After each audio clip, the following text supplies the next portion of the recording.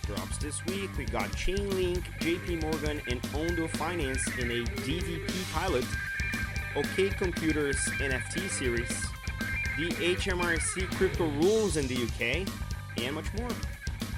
I'm your host, Mauricio Magaldi, and this is Block Drops, your weekly digest on blockchain for business.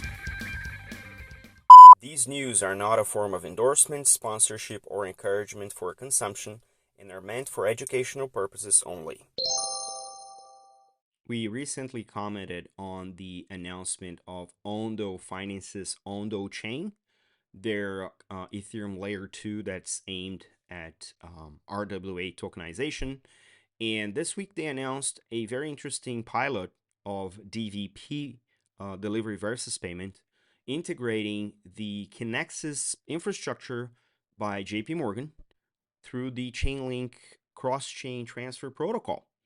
So it is the first of a kind, which is Ondo Finance has a public permission chain. It's permission because the validators are permissioned, but it's public because it's running on a public chain. And Kinexys runs a public-private chain, quorum version of that, which hosts tokenized deposits and JPM coin and other JPM assets. And Chainlink is obviously the famous Oracle provider for DeFi and provides cross-chain settling infrastructure such as the CCTP. And in this particular case, the settlement happened between a short-term US government treasury fund token that has been tokenized on Ondo chain. The ticker is OUSG. And the other side of that is the Kinexys payments, which run on tokenized deposits. And this was orchestrated using a runtime environment by Chainlink and integrating the JP Morgan side of the deal, settling against an asset that lives on the Ondo chain testnet environment. I was chatting with my friend Jeff Prestes throughout the week about this, and the technology side of this is not exactly novel. I mean, these are all components that existed before, even the stack of the Ondo Finance chain. I think it's OP stack, if I'm not mistaken. It is absolutely a standard technology in the industry this day, but the fact that we're having JP Morgan, which until very recently was very much against public chains in general, with Ondo Finance, who's been at the forefront of tokenization of tokenized real world assets, being integrated with a big Web3 players such as Chainlink is significant. And the fact that they're doing this under the guise of a regulated asset in a regulated industry probably points out a type of a North Star for other participants on TradFi to actually start taking a stab at what DeFi can offer to them and to their users. It's been quite a while since we tackled the topic of NFTs, and I was very happy to see this week Fernanda Bocard's post on LinkedIn about OK Computers. And OK Computers, it's available on the Base blockchain. It's available on OpenSea storefront, but it's not just another PFP collection. According to the announcement and according to on-chain activity, this collection, which is being developed by Frog, an on-chain artist maximalist, as they call themselves, is exploring the possibilities of having these NFTs being tiny computers on chain to perform select programming use cases. So it's absolutely one of those random, unlikely innovations that comes from an artist. And we've seen this a lot in Web3, the boundaries of technology being pushed by artists. And I'm so happy that this is happening at this time with such a novel approach. So each one of these computers, or each one of these NFTs, they function as a mini computer on chain. It allows you to program a few things. And there are a few things that they have already tested. So they have what they call a fully on-chain social network. The bots, as the NFTs are called, they can work together according to on-chain commands, and they can do things together. So it's a digital society, according to the announcement. They can also support on-chain web pages, which they can host their own web page on the NFT, and they support emails and message boards with more things to come because these computers are also upgradable, according to the announcement. So I am excited, more than excited for the art itself. But again, these are some of the things that artists will come up with wild use cases for specific technologies, and they'll push the boundaries of the technology itself.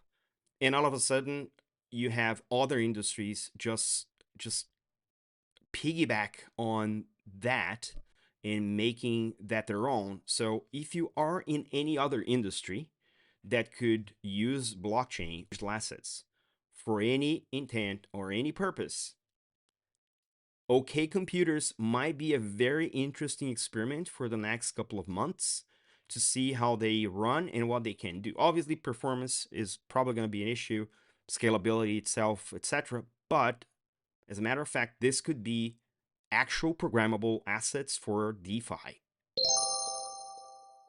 A couple of years ago, I wrote a paper with the Whitechapel think tank. And one of the things that we explored in that paper is how blockchain could improve tax collection, tax accounting, tax collection across the board for governments, for industries, etc. This week, the UK HMRC, the IRS of the UK, published a first set of rules for crypto reporting. So there is a crypto reporting framework for taxes that is going into effect January 1st, 2026, in which HMRC outlines the type of information that needs to be reported consistently by crypto asset service providers, CASPs, in light of crypto transactions of their clients, and that includes name, addresses, tax IDs, what type of crypto asset has been traded, what type of transaction has been performed, and how much they moved. And this will be used for tax calculation purposes. Now, the edge on that particular article that I wrote with the WTT was more in the angle of using the technology. But it also means that if a government is willing to make it clear how you report taxes on top of things, revenue or income you created or generated based on crypto assets, this adds a layer of legitimacy to the industry, who's not short of, elements of suspicion, but it creates a lot more credence around an industry that is fighting for legitimacy. So I think this is, as tough of a pill it is to swallow, a step in the right direction to legitimize crypto as either a new industry or part of existing industry. Obviously, in the UK, the approach is to always leverage existing regulations and rules, opposite to what, not like what Europe did with Mika, but the UK has a tendency to approach new products by the risk approach, which is same risks, same regulatory outcomes, which means that this particular framework to report on the specifics of crypto taxes is something that is meaningful to the UK government and will obviously point out. Word of encouragement to regulators: don't stop here. Make sure you leverage the infrastructure to your own benefit. Why trust a company's reports if you can actually go on chain and extract that very data you're asking them to provide to you?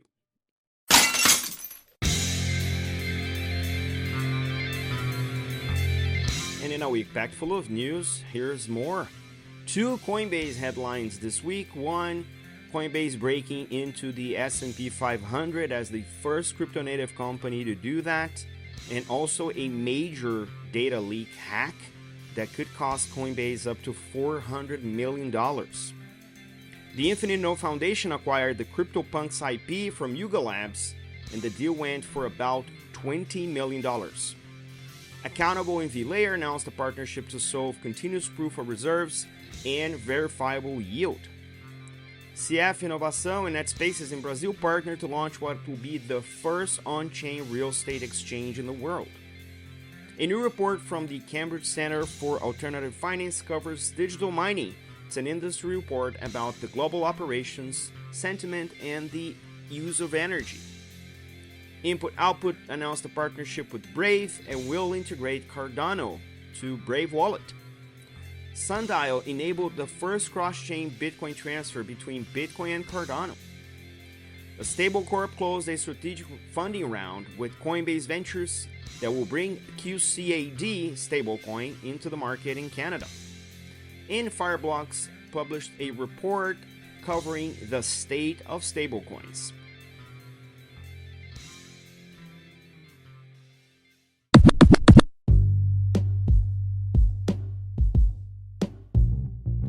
Catch us online.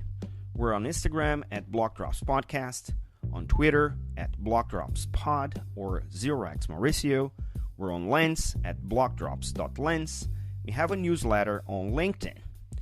Write to us at blockdropspodcast@gmail.com, and you can listen to the BlockDrops Podcast at Spotify, iColab, Faberbun Tech, and all of the other major streaming platforms. Yay! Shout out to the people who share the links you'll find in the episode notes: Jason Yanowitz, Andreas Blazudakis, Katie Wheeler, Fernanda Bocart, Shaili Adinofi, Ben O'Halon, Aman Kohli, Dia Markova, and Alex McDougall. Don't forget to leave the ratings on your favorite player and check out the merch store at blockdropspodcast.xyz. This is all for today. Stay rare, stay weird. LFJ.